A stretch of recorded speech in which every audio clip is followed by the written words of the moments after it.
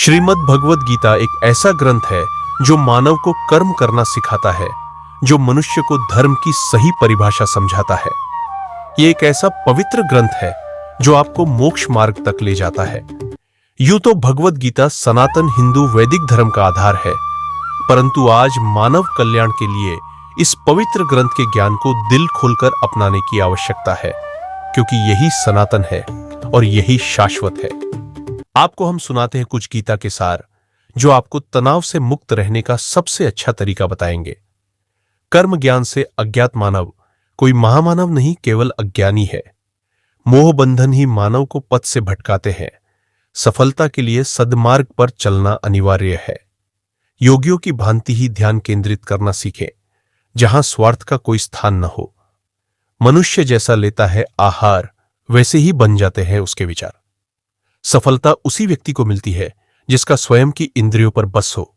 यदि परिस्थितियां आपके हक में नहीं है तो विश्वास कीजिए, कुछ बेहतर आपकी तलाश में है। हर प्राणी के जीवन में परीक्षा का समय आता है। इसका अर्थ यह नहीं कि निराश हुआ जाए। दूसरे की कामयाबी से जलना क्यों है? आपका परिश्रम ही आपको सफल बनाता है। जीत हो या हार, दोनों का सम्मान करना सीखें, क्योंकि दोनों में ही ईश्वर की इच्छा होती है। ज्यादा खुश होने पर और ज्यादा दुखी होने पर निर्णय नहीं लेना चाहिए, क्योंकि यह दोनों परिस्थितियां आपको सही निर्णय नहीं लेने देती है। जो होने वाला है वो होकर ही रहता है, और जो नहीं होने वाला वह कभी नहीं होता। जो ऐसा मानते हैं उन्हें चिंता कभी नहीं सताती है।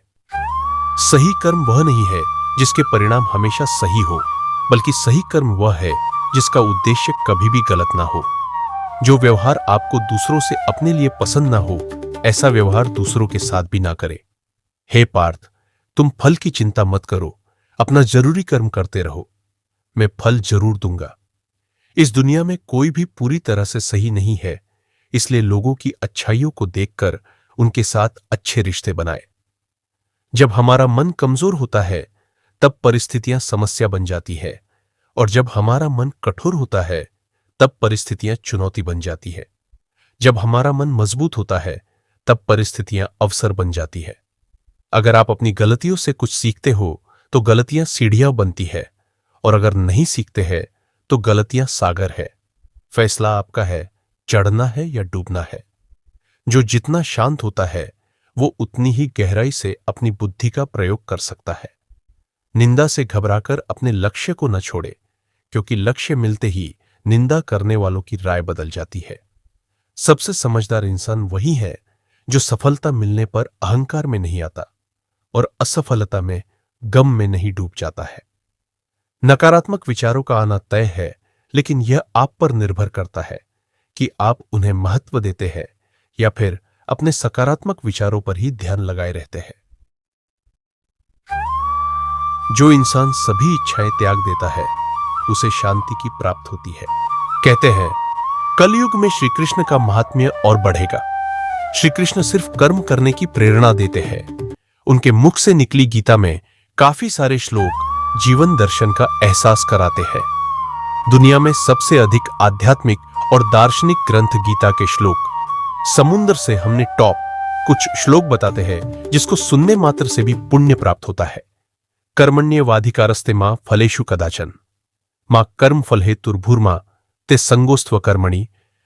अर्थ, कर्म पर ही तुम्हारा अधिकार है, कर्म के फलों में कभी नहीं। इसलिए कर्म को फल के लिए मत करो। कर्तव्य कर्म करने में ही तेरा अधिकार है, फलों में कभी नहीं। अतः तू कर्म फल का हेतु भी मत बन और तेरी अकर्मण्यता में भी आसक्ति न हो। हे कौन्तेय, अर्जुन, और निश्चय करके युद्ध करो। हतो व प्राप्यसि स्वर्गम, जित्वा व भोक्ष्यसे महिम, तस्मात् उत्तिष्ठ कौन्तेय युद्धाय कृत निश्चय।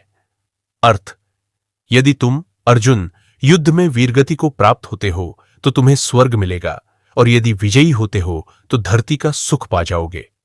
इसलिए उठो हे कौन्तेय, अर्जुन, और निश्चय करके युद्ध करो। ध्यायतो विषयान् पुंसः संगस्तेषु उपजायते, संगात् संजायते कामः, कामात् क्रोधो भिजायते। अर्थ, विषय वस्तुओं के बारे में सोचते रहने से मनुष्य को उनसे आसक्ति हो जाती है। इससे उनमें कामना यानी इच्छा पैदा होती है, और कामनाओं में विघ्न आने से क्रोध की उत्पत्ति होती है। इसलिए कोशिश करें कि विषयाशक्ति से दूर रहते हुए कर्म में लीन रहा जाए। क्रोधात् भवति सम्मोह, सम्मोहात् स्मृति विभ्रम, स्मृति भ्रंशात् बुद्धिनाशो, बुद्धिनाशात् प्रणश्यत अर्थ। क्रोध से मनुष्य की मति बुद्धि मारी जाती है, यानी मूर हो जाती है, कुंद हो जाती है। इससे स्मृति भ्रमित हो जाती है। स्मृति भ्रम हो जाने से मनुष्य की बुद्धि नष्ट हो जाती है और बुद्धि का नाश हो जाने पर मनुष्य खुद अपना ही का नाश कर बैठता है। यद्यदाचरति श्रेष्ठस्तत्तदेवेतरोजन सयत प्रमाणम कृते लोकस्तदनुवर्तते। अर्थ, श्रेष्ठ पुरुष जो जो आचरण यानी जो जो काम करते हैं, दूसरे मनुष्य आम इंसान भी वैसा ही आचरण वैसा ही काम करते हैं।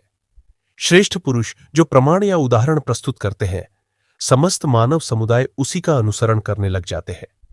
यदा यदा ही धर्मस्य ग्लानिर्भवति भारत अभ्युत्थानम धर्मस्य तदात्मानं सृजाम्यहम्। अर्थ, हे भारत अर्जुन, जब जब धर्म की ग्लानि हानि यानी उसका क्षय होता है और अधर्म में वृद्धि होती है, तब तब मैं श्री कृष्ण धर्म के अभ्युत्थान के लिए स्वयं की रचना करता हूं, अर्थात अवतार लेता हूं। सर्वधर्मान परित्यज्य मामेकम शरणम व्रज अहम त्वा सर्व पापेभ्यो मोक्षयिष्यामि मा शुच।